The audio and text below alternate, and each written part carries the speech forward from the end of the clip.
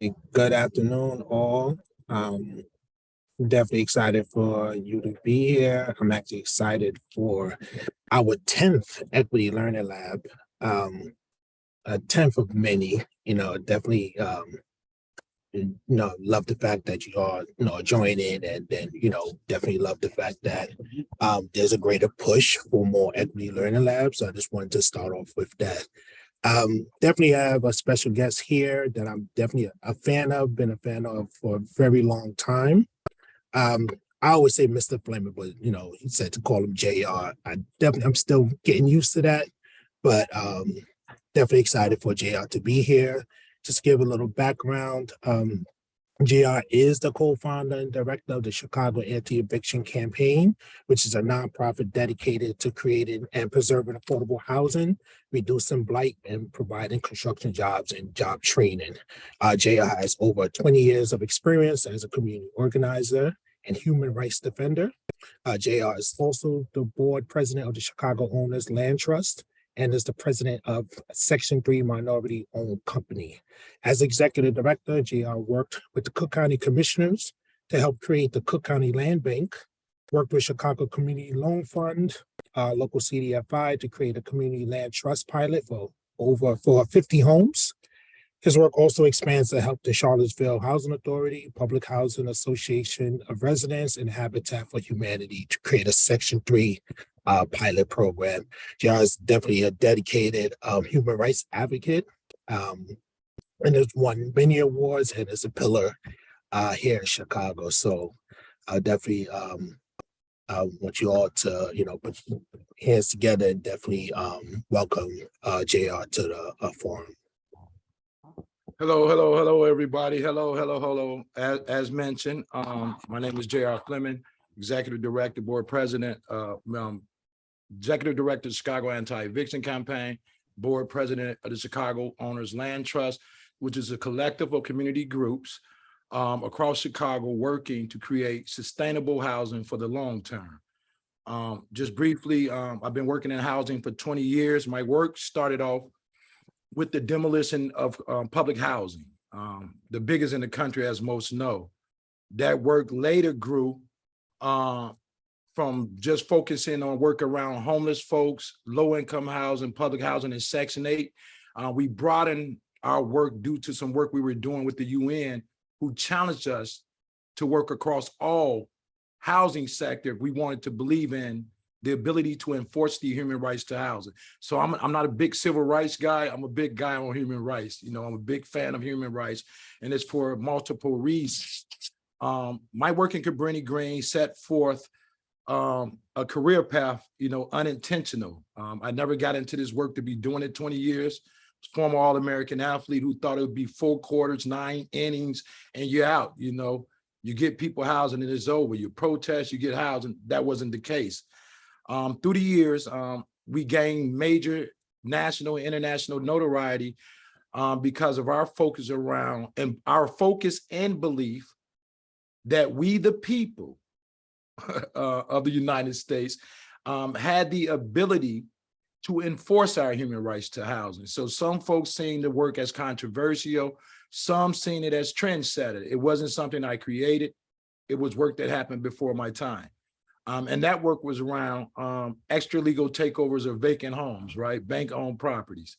Our organization, along with a coalition of groups, decided that the message would be better received by the banks who had left over 60,000+ vacant homes in our community due to a foreclosure crisis, that we can better have our message received if we took action steps outside of protesting banks. We decided to lay out a robust plan, 1, on housing homeless women and children, 2, also offering skill sets to those who dropped out of high school. And this work entailed taking over vacant houses, fixing them up, and moving homeless women and children in them. From that, we began a process of advocating for alternative housing models. So a lot of my focus today is around community land trust. Although I work with Bridget in the county government to create a municipal land bank, our focus was mainly community land trust and community land banks. But we knew to do this work, we needed partnerships with many people. And so we partnered with Bridget Gannon and folks to offer government an alternative to these blighted properties that were just sitting vacant. And so we worked with them to create a land bank. From that work, we started doing work with Fannie Mae, Freddie Mac, because parents, we call FHFA. And working with them and the National Community Stabilization Trust, we was able to create a program together collectively called the Neighborhood Stabilization Initiative, which will give groups like mine and other nonprofits an opportunity to be receivers and community buyers of federally owned REOs. And through this program, our organization and partners was able to move about 300 plus units, some into single family home ownership programs, some into what we call low income and affordable rental. Although we didn't mandate this for our buyers, we strongly encourage that they help us resolve some of the issues around housing insecurity. Our work later grew into more federal partnerships, working with Treasury, the Reserve, and other folks to encourage Fannie Mae and Freddie Mac to look at the valuations of these properties that housing buyers was getting. From that partnership, I came back local, started doing work with the Chicago Housing Authority, because I didn't want to forget about my commitment to public housing folks and the homeless folks. And some of that work entailed increasing minority participation in the Section 3 program. I figured that if we could create more work and contract opportunity for minorities, we could create more housing providers. So that was the work around Section 3 that we were trying to intertwine with this housing redevelopment program. I'm blessed to say, as board president of the Chicago Owners Land Trust, we was able to take down a CWEB grant recently. So thanks to the city of Chicago for that, along with our coalition members that would help us to expand our ways of providing long-term sustainable housing and home ownership in the city of Chicago. This work later grew into the South Shore community, where we did our first worker-owned co-op, no note, no mortgage, we say. One of the members was able to get a house based off their sweat equity in South Shore, and we pride this as one of our projects. Some of my work have expanded to veteran housing, did a partnership with Home Depot, who provided discounts on supplies and donated supplies to do veteran housing. Again, we just tried to lead in certain sectors about how can we, the people, create alternative programs and pilots that would address some of the housing insecurities. Part of our takeover process, part of our process with rehabbing houses for Fannie Mae and Freddie Mac and the organization entails what I call a on-the-job training program, where we take young men and women off the street. We do not drug test. We do not require a GED. I tend to want to meet people where they're at. And we give them opportunities to learn soft skill sets with contractors that I worked with over the last 10 years, who were willing to do on-the-job training. So part of this scenario went like this. I help African-American contractors obtain contracts from the Chicago Housing Authority through the Section 3 program. These contractors great for that. Then when they come to me, when we're doing private market housing, we say Fannie Mae, Freddie Mac, private market housing, they give me a discount on their labor. We call that Hood for Humanity. So that's a program similar like Habitat for Humanity, where we get donated and discounted labor from Section 3 contractors, and they provide job skills and training on how to lay down floors, how to do drywall, mud, patching, landscaping, some soft skill sets that a lot of young men and women have benefited from. I can say that we've moved about 8 to 9 people into the union because of this program, and some of them are doing work as non-union contractors. Again, this work was done out of necessity. I did not get into this work looking to do this forever. I got into this work because we wanted to make a difference. And in order to make a difference, I later realized in life, at least 12 years into activism, that, government isn't so bad. If we can sit down together collectively, that the same power in protest, you can have sometimes the same power in policy. So there was some power in the pen. I wasn't a big proponent of the pen. From this work, it later grew. I want to go into COVID. In 2020, to my great surprise, I was afforded a chance to be part of a federal group or whatever, the White House and other folks, to look at what steps the government should be taking in terms of preventing evictions during a world health crisis. And to our surprise, the national eviction moratorium, which we had been screaming since 2009, was actually implemented. Not just implemented, they created alternative programs to assist local municipalities with the continuum of care funding, the emergency rental assistance funding.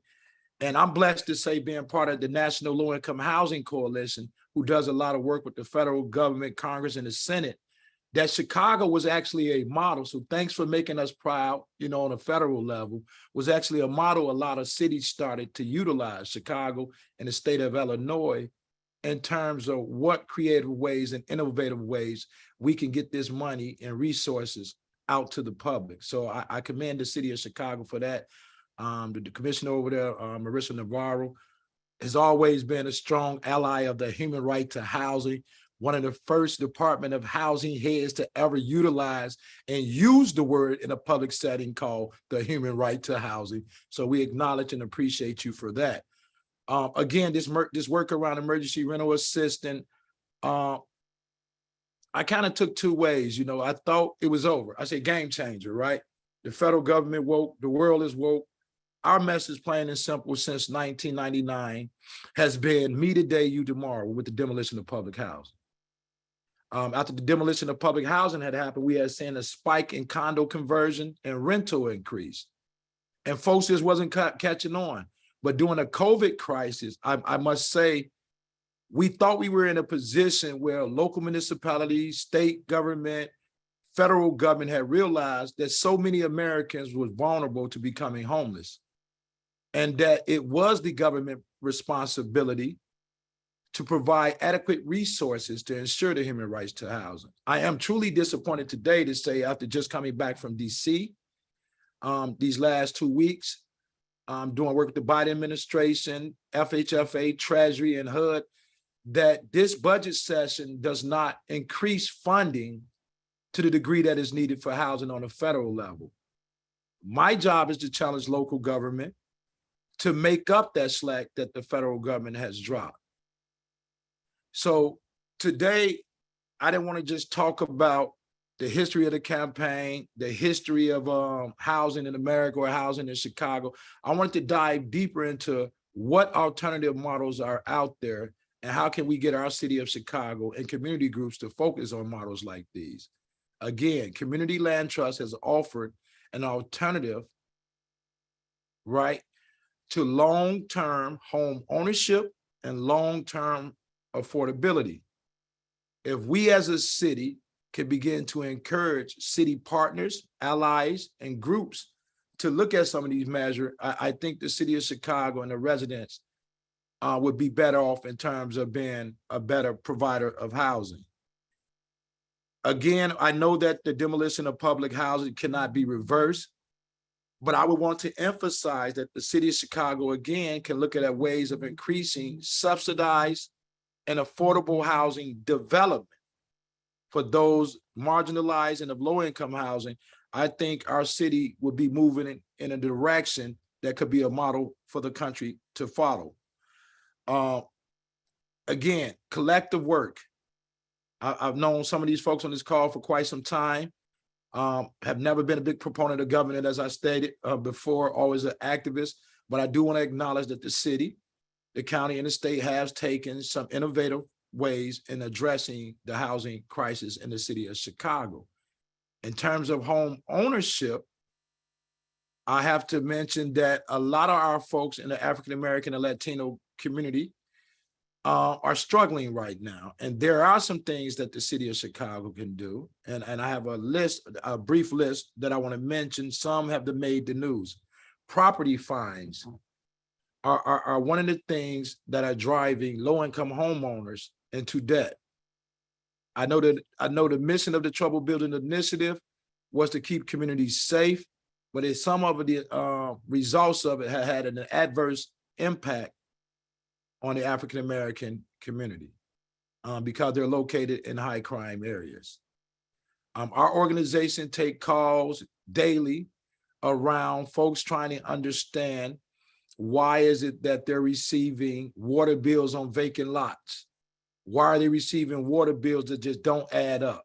These are some of the complaints that we take that I do want at some point the city to address. I know some of them is legal, but there can be corrective measures put in place to not only reduce some of this debt, unfair debt on homeowners, but also to reduce some of this stress that homeowners go through because of this debt. I used to frequent the city building, the administrative building located at 412, right near Cabrini Green, Superior, I believe. And just listening on some of them court cases, I found to be disturbing. So there are some measures in that I would love for the city to address. It will reduce our workload, and it will increase people's faith in the city of Chicago actually being a city that works for everybody.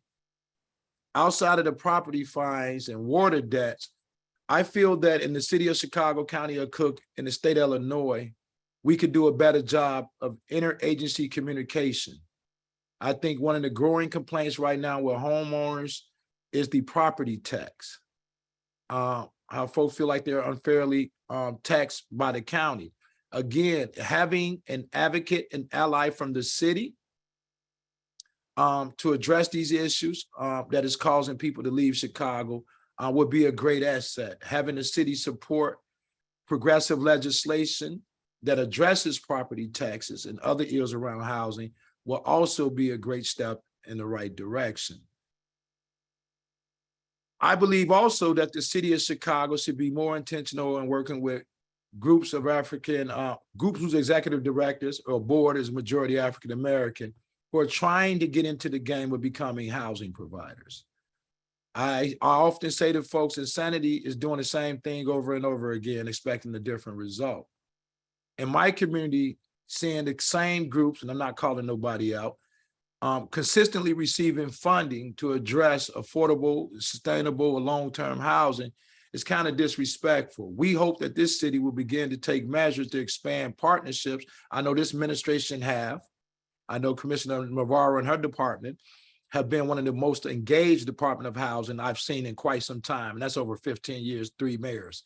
I wish, that there was a magic bullet, a magic button, a magic switch that we all could hit and make housing a human rights. But this is a protracted struggle. It's not going to happen overnight. I do believe that if we as a city, both community organizations, city government, and law enforcement don't find a way to work together collectively, we're going to continue to see the ills in our community that is happening. I propose, as always, that a special work group, if possible, right? That can bring all of these agencies together like they did for TBI, but bring them together in a sense where we can help reduce overcrowded households. I have to also discuss some of the conversation that is dominant in the African-American community, whether it's the barbershop, whether it's the block, whether it's folks looking for housing assistance. When we talk about equity, we must begin to discuss equity in the current landscape that we're in.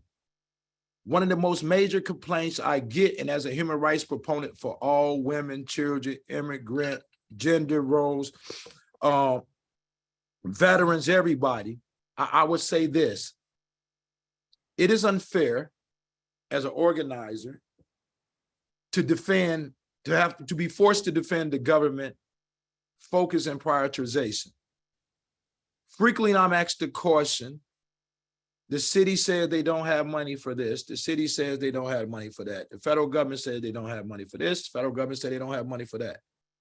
But in the African-American community, over the last 6 months, there's been one dynamic that has, how can I say it, caused turmoils in barbershops in the communities. And this is our city prioritization on who we house. I acknowledge that the city has found innovative ways of housing migrants sent here from Texas and other parts of the country, converting to school.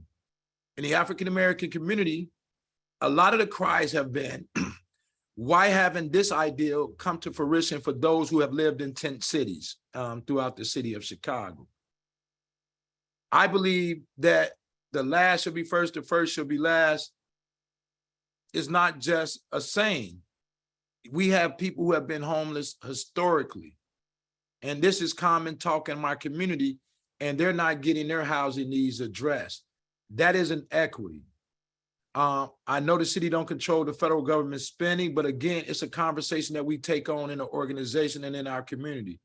Our country has billions of dollars to send to another country for war.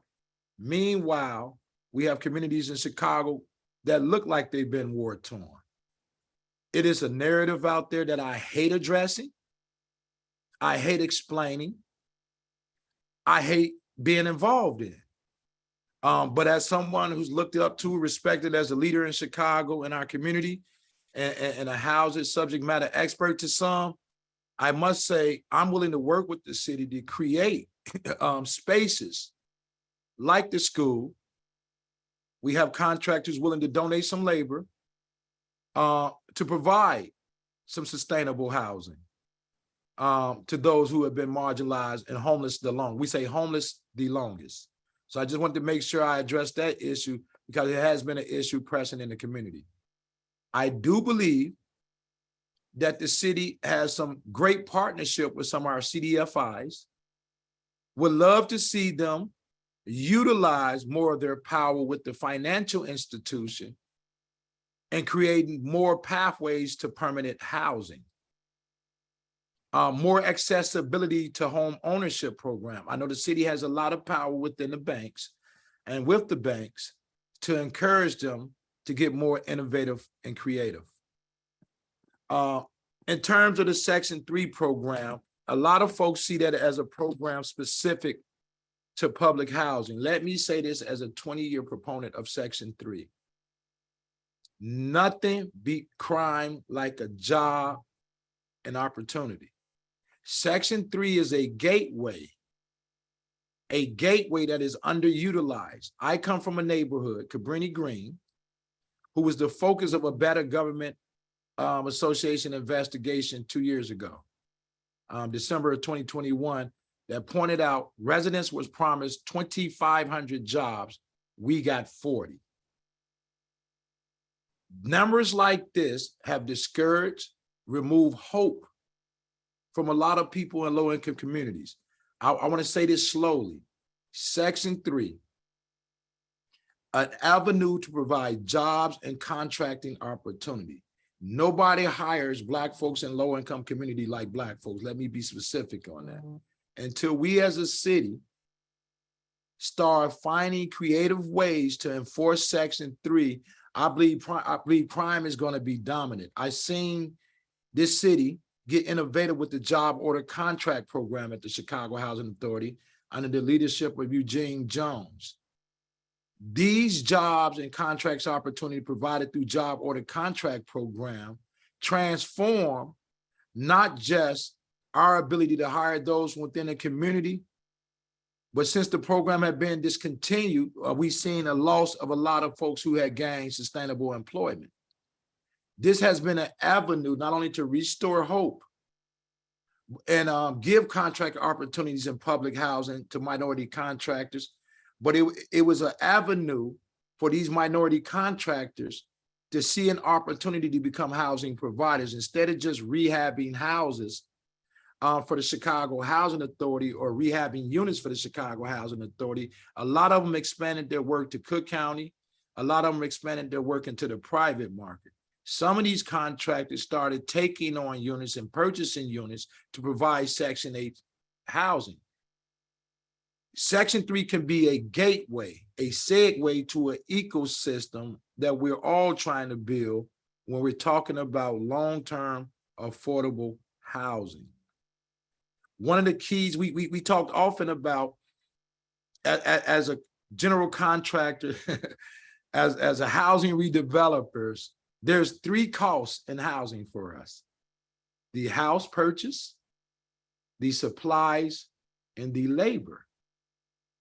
A partnership with Home Depot that reduces my cost for products at 30, sometimes 50% for supplies, and donated and discounted supplies have helped us be innovative.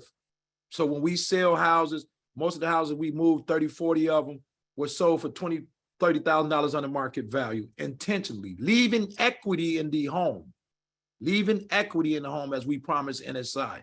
It also provided jobs and contracting opportunities for folks who struggle to find employment and folks who struggle to find contracting opportunities. Again, the Chicago Anti-Eviction Campaign, we run pilot programs like Hood for Humanity, which again try to engage the public like Habitat for Humanity with their Weekend Warriors and their Weekend Project. We had to get creative because we're not one to sit back and blame the government for everything. We know that we, the people, when we take a course of action and it's workable and doable, that the world, be it the bank or government, tend to follow. I only wish, after 20 years of doing this work, that we didn't go 15 years back. And I know no fault of the city, COVID was an international crisis that impacted all. But a couple years removed, well, a year or so removed from COVID, major crisis shelter in place, I don't understand why funding for housing is decreasing versus increasing. Again, I challenge the city, the state, the county, and the federal government to get creative and finding the money necessary, finding the partnerships necessary that will expand housing opportunities for everybody. I didn't want to take up a lot of time inundating folks with information they already knew. Again, I would just emphasize when Chicago is at the top of its game, it's a model for the rest of the country to follow. But with that being said, I think that Chicago can begin to also look across the country at other models that are working well. I take my hat off to the Tenant Bill of Rights in Illinois. I take my hat off to the city of Chicago and the state of Illinois being one of the most tenant-friendly states that provide protections for its tenants. Again, I would love to see that expand to homeowners and those in the homeless community who have yet to become tenants. So at that time, I want to stop there and give the audience a chance to engage.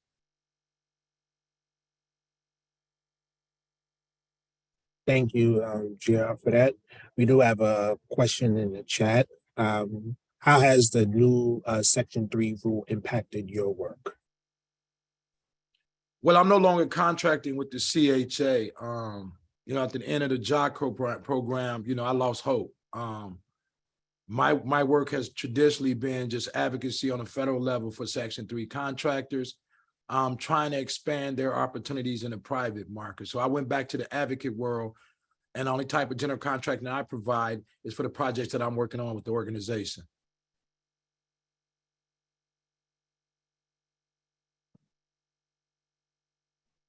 Okay, thank you.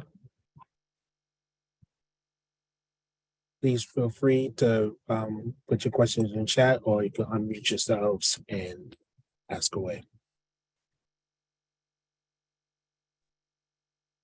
Hi, this is Lisa Lewis. Again, I just asked a question about Section 3, but I want to know a little bit more about your Hood for Humanity. I know you said you put about 8 to 9 people in the unions.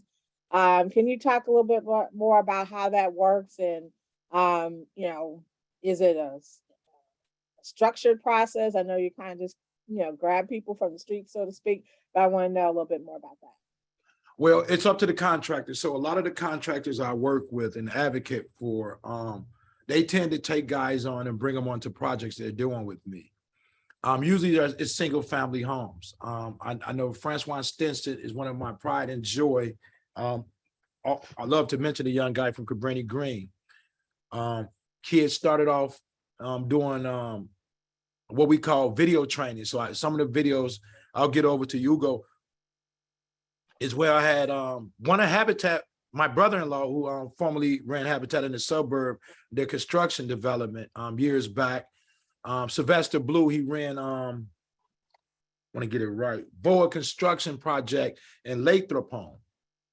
So on the weekend, he would come over, work on our project. I'll provide him a group of young men. Sylvester Blue been union his whole life, like my sister. And they began training these young men. When they got their skill sets up, we took them to a couple CHA, one of my jock program projects I did for the CHA on Troy Street. Took them to that project, let them work on that. After we passed inspection, that was it. These guys provided quality flooring, quality work that could pass an inspection. Sylvester later talked with the Carpenters Union, and now today Francois is a card-carrying carpenter. Again, we got creative. So Hood for Humanity was based off how many homes I was doing, how many guys I can get into that house, or young ladies I can get into that house, and the other community buyers in the program who are also getting houses from the Neighborhood Stabilization Initiative and Fannie Mae Community First program. They were able to do the same thing. So I want to shout out Road to Righteousness, B&J Construction Company, because they were one of the pillars that helped us move that forward. Again, this was only made possible because I was a strong advocate for the Section 3 program, not just locally, but federally. And so Black contractors appreciate that give back, and they didn't have a problem giving back. I would love to say that we're at a position now where we're doing more. We're not doing that many houses right now. I think we have one more house to do, and that's it. So the project is only contingent on the houses we're doing. But having just did a joint presentation, a panel with Habitat for Humanity, I promise that I'm gonna be more intentional about talking with them and working with them about seeing how they can provide some of this training. Mentioned earlier was a pilot program I did with Section 3 in Charlottesville, Virginia. Let me show you how this rolled out.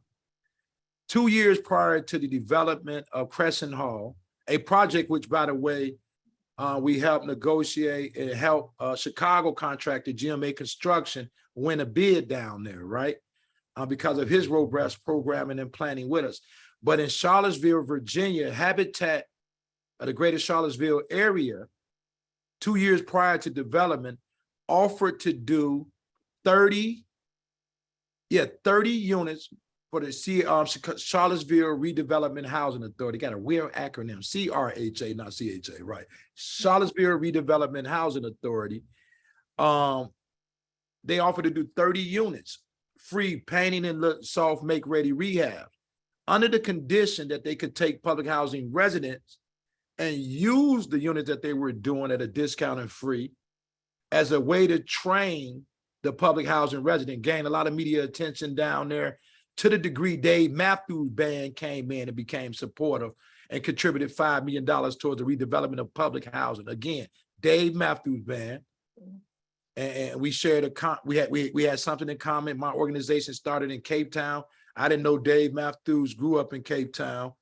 I did joke with him that he kind of lost some flair with me when we had that river incident, but I appreciate the $5 million for public housing. But Chicago, don't forget, buddy.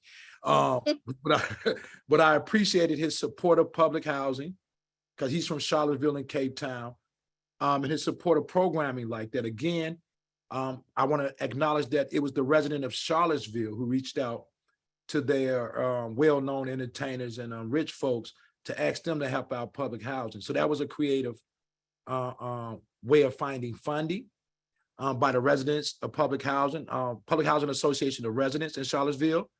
And then Habitat for Humanity in Charlottesville, listening to how we could get public housing residents working, took an ideal and turned it to action. Now, look, I didn't find out about the program till I got back to Chicago, and I called hell because folks in Chicago asked why we not doing that here. But as we know, all habitats are different. Some folks was resentful about why we take ideas from Chicago and give it to somebody else. Again, I'm a proponent of getting a model out, a pilot out. So I do want to acknowledge that outside of that public housing redevelopment in Chicago, they did a robust on-the-job training program that later led to jobs, the creation of companies for residents to create their own resident-owned businesses, who later contracted with GMA and the Charlottesville Housing Authority to redevelop senior buildings there. So there are pilots across the country we can utilize, copy and paste, and bring back here. I'm hopeful that we can get something similar done soon in Chicago. Thank you. And I don't want to monopolize, but I just have a couple more questions. One being, okay, since GMA is here, have you engaged him to talk about replicating something similar with some of his projects here in Chicago? And I know he does a lot of what would be considered union projects, but he also does prevailing wage projects. So of course we would want, the guys and women to make prevailing wage. And also have you contacted Habitat for Humanity Chicago, because they could, definitely, they may be doing some more work possibly down the road with the Department of Housing. So I think that would be, a great initiative to try and implement. Well, as I discussed, I was just recently on a panel with them. It's up to my board, who sets forth my agenda and work to encourage that. I'm definitely a proponent of it. I spoke with Habitat for Humanity about some things we can probably find commonality and partnerships in. I wouldn't just say I would stop at Habitat for Humanity. There's a lot of great groups in Chicago, like Women in the Trades, GMA Construction. I'm a big proponent and advocate for them. Have found ways to not only hire these guys off the street, union or non-union, but I think most notably what drew me to him and asked that folks in Charlottesville take a look at GMA Construction was he do projects with a purpose. And these projects with a purpose, he had a focus area on a lot of guys who were coming home from jail, giving second chances to those formerly incarcerated so that we can make sure we reducing the recidivism rate. So hats off to GMA definitely for their projects with a purpose. And they're hiring some young men and women who had troubled background. I think that's another key element outside our young folks is those coming home from prison. Thank you. Understood. Thank you so much. You're welcome. Thank you. I have a question. So as a first generation Nigerian American, issues of housing in all over the diaspora is very important to me. So can you speak on, I know you work in South Africa, can you speak on the parallels between the struggles in modern South Africa when it comes to housing, as well as Chicago and the issues with CHA, the city tearing down, housing? So true story. This is how the Anti-Eviction Campaign was born. True story. It's 2009. The United Nations, I was in charge of 4 UN missions to America. Really a big deal in human rights in this country and world. We were joined, thanks to a friend over at the University of Chicago, Susan Sketch, in the Human Rights Department, a former PhD student by the name of Dr. Toussaint Lozier, who's my co-founder in the organization, who's now teaching at Amherst in Massachusetts, back where he's from and at home. Dr. Lozier brought this guy by the name of Ashraf Kassim. He's the founder of the Cape Town Anti-Eviction Campaign and the anti-eviction movement across the world. Not to my knowing, I just focused on public housing. It's how I expanded my work into, foreclosed housing. Ashraf came to visit Cabrini Green. I was with an organization at the time called the Coalition to Protect Public Housing. It was a hell of a coalition: Community Renewal Society, Chicago Coalition for the Homeless, Jewish Council on Urban Affairs, like you name, almost every major group was a part of this coalition because they were disappointed with the demolition of public housing, also disappointment with the closing of schools under Renaissance 2010.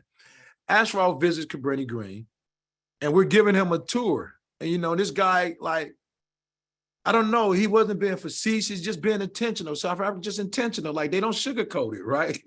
And he was telling me about how he was telling not just myself, organization leaders across the city that was in our coalition, members of the general public, which is never a good idea, in our community, about alternative ways to address the housing crisis like they were doing in South Africa.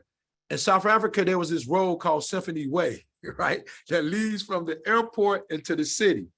And these groups, this group and their coalition started burning tires in the middle of the roadway. One, I tell them we can't do that in America. Everybody going to jail. They started building shacks, right? These they call them shack dwellers, right? They started building shacks, taking water, taking electricity. And I say, yo, whoa, whoa, whoa, whoa, whoa, whoa. You can't be telling people that in Chicago. Ain't nobody in Chicago gonna live in a shack. Well, to my disbelief, all the tents in the city now, you know, I didn't think it was doable. So Ashraf challenged us on not as silly Americans, spoiled Americans crying to the United Nations about help us, the most privileged country in the world. He encouraged us to enforce the human rights to housing.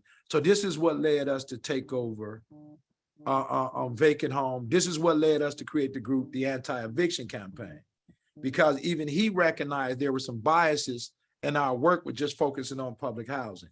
So yes, we were actually challenged by the folks in South Africa, not only to provide housing, defend housing, but to challenge a lot of the young men. So a lot of our organization members were former gang members, street tribe, former homeless folks. It was a collective of folks. I'll never forget when one of the gang members in the Cabrini asked him, or organization members asked him, what type of gangs are in South Africa? And what is the name of the gangs in your neighborhood? And he told them the name of their gang was the Americans, right? That blew my mind, right? But he gave a context behind it because they were the most equipped in the world, right? So that kind of left a bad taste in my mouth. Like some people would take on the Americans as we the biggest military might. I wanted it to be that we are one of the most progressive, you know, activist groups in the country and in the world. So this is why we started the Anti-Eviction Campaign. After seeing what South Africa was going through, I said, hell no, we'll never get to that point. As an American with more resources, this is what we need to do. And so the campaign was born, a collective of college community, veterans, LGBTQ members, disabled folks, public housing, homeless folks, renters, homeowners, you name it. It became a consortium I tend to refer to as Homelessness Anonymous, right? We joked about it being Homelessness Anonymous. But yeah, Africa, South Africa, Cape Town Anti-Eviction Campaign, the Shack Dwellers movement are those groups that inspired our movement.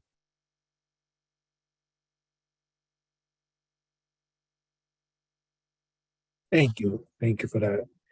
Anyone else have any questions? Please feel free.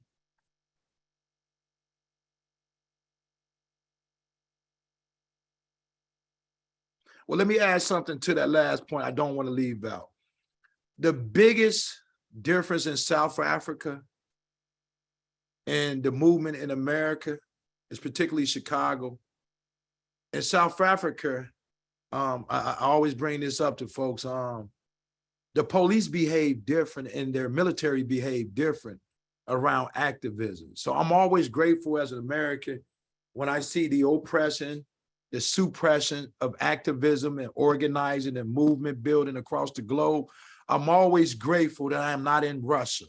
You know, I'm not in South Africa. I'm not in some South American countries, right?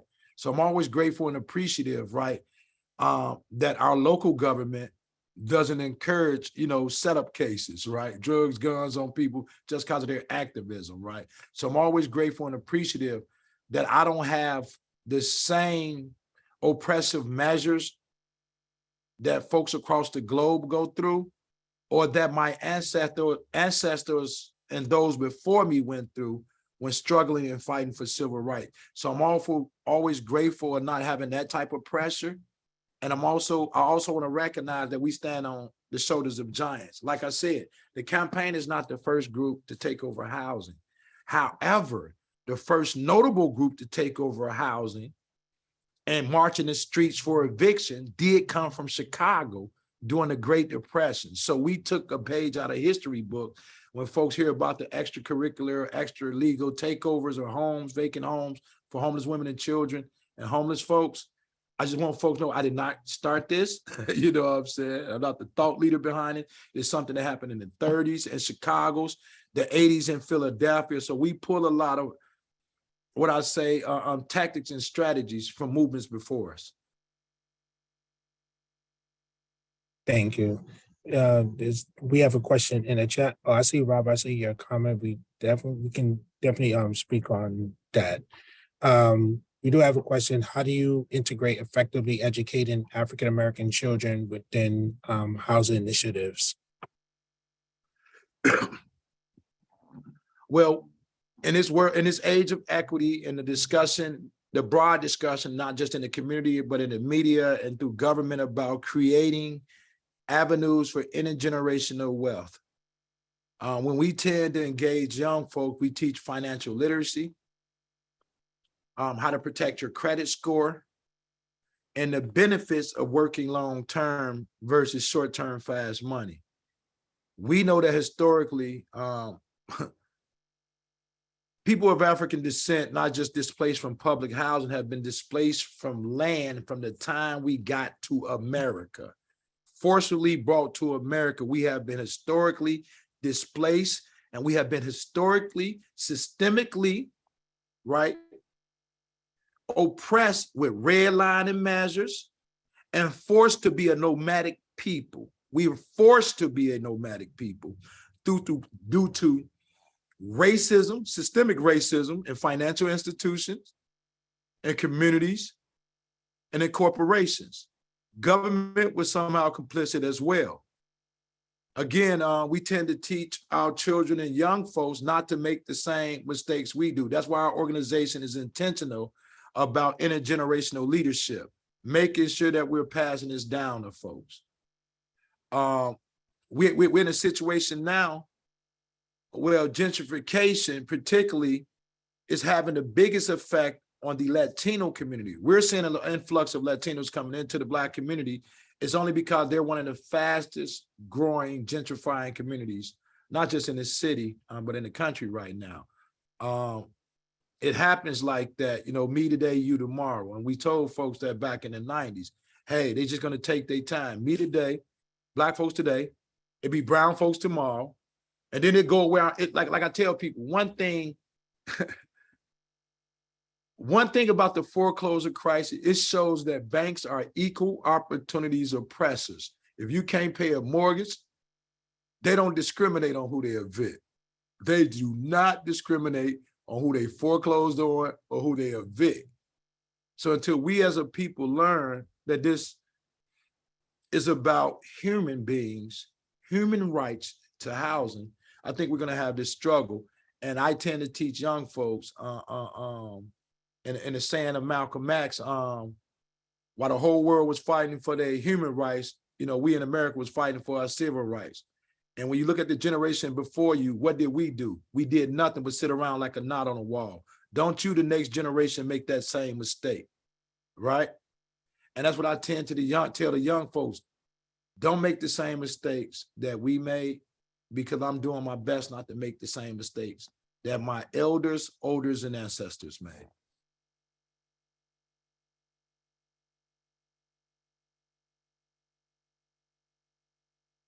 Thank you. Is there any questions, comments, well wishes for our final few minutes?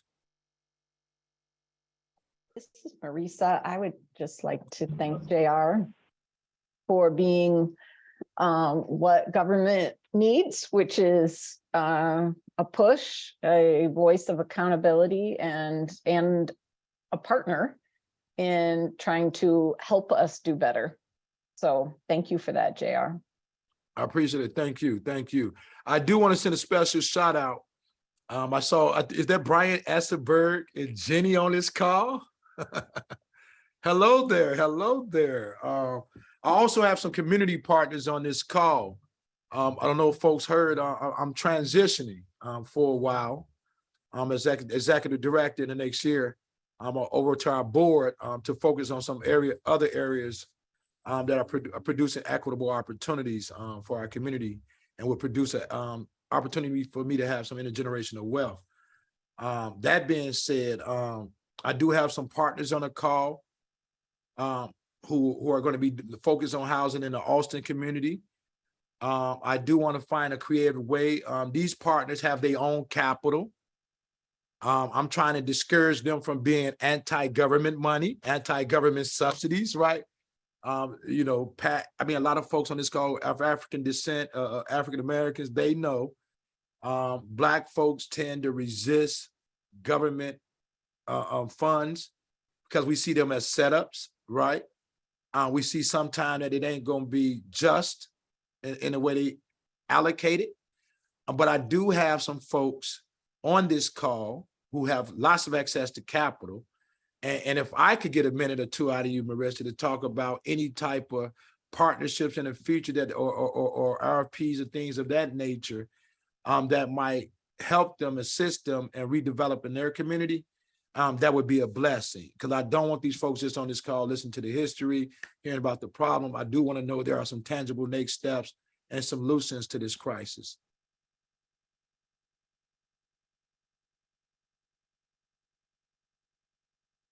Yeah, what are you looking for next steps, JR? What do you suggest? I mean, anything that would connect the community organizations, community developers, community brokers, Black brokers, realtors,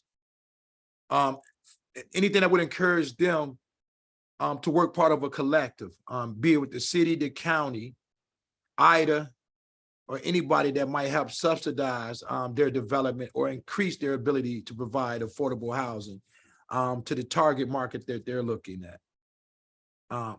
Just briefly, let me just say this real quick. I saw a question that I have to answer. So somebody asked the question, how does your work connect with the International Year of People of African Descent with the UN using signed covenants and treaties signed by the USA? Bam. So right off the bat, we're entering the last 2 years for the International Decade of People of African Descent. It is a mandate that the United Nations gave to governments across the world to look at what type of resources and opportunities they were providing to folks of African descent. I can say it's been dismal in America. I can always acknowledge that the UN women, the women across the world, has done a great job at carrying that banner. But I do want to point out to the Commissioner, the Department of Housing, the Department of Planning, that in that decade at the same time, the UN launched what they call the Millennial Development Goals 2030 and the Sustainable Development Goals for 2030. If I can offer anything, I would tell them, look at Finland, what they're doing in Finland and Denmark around housing. They have some great program for youth housing that I think Chicago can take from and learn from. That's it.